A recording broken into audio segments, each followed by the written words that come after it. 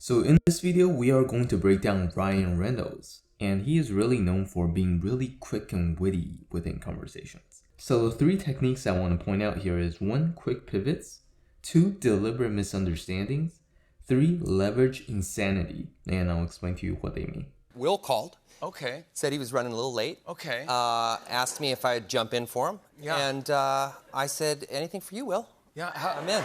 How late is Will running? He's going to be here in about half past never. Will's not coming.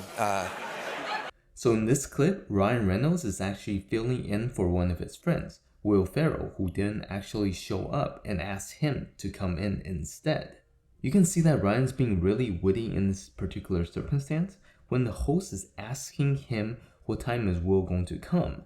And Ryan, in his mind, he already knows that Will isn't coming.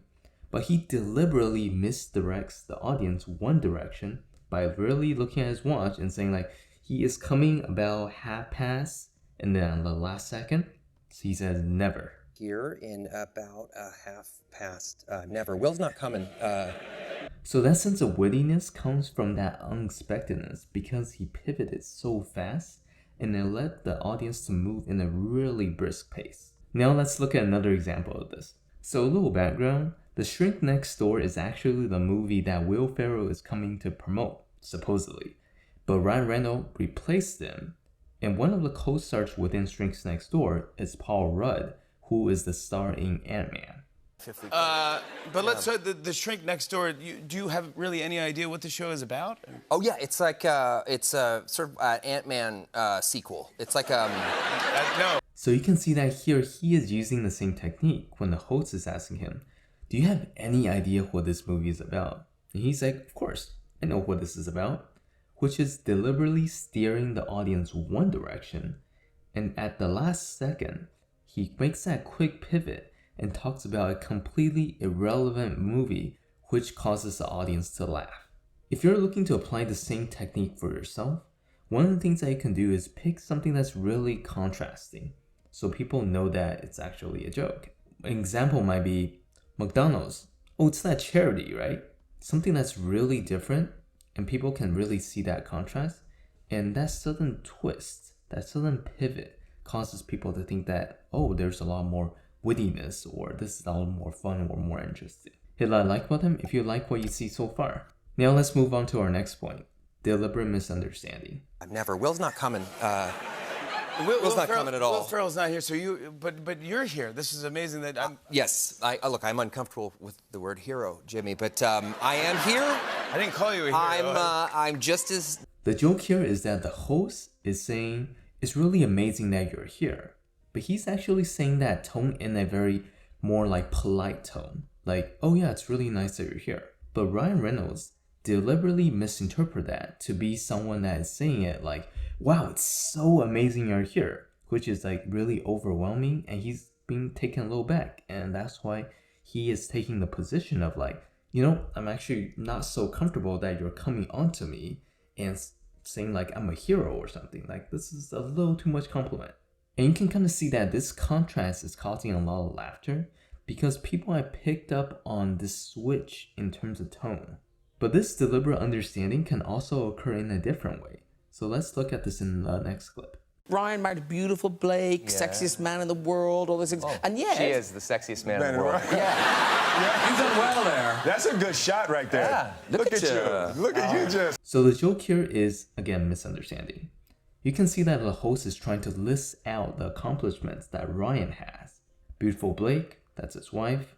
Sexiest man alive. But Ryan takes his chance to kind of misinterpret things.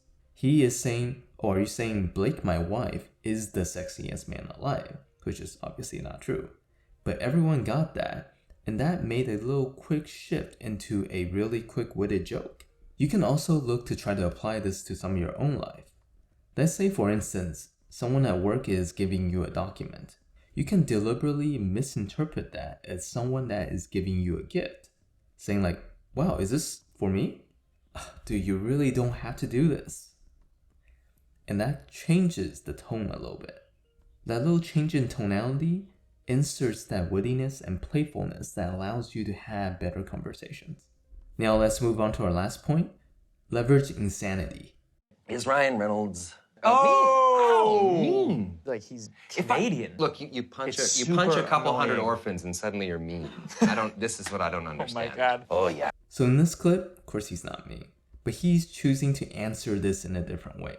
He flips it in such a way that he pretends that he is a bad person and done some horrible things, and he is trying to justify himself by saying, well, this is actually not such a big deal.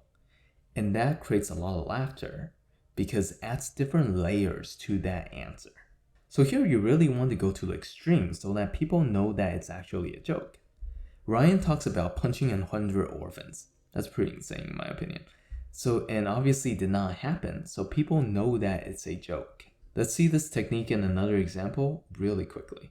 What does Jake Gyllenhaal... What does he eat? Well, funny you should ask. Baby pandas. What? You can see here again, no one eats baby pandas. So obviously it's a joke, and it's really to the point of insanity that people can tell, oh yeah, this is not taken seriously.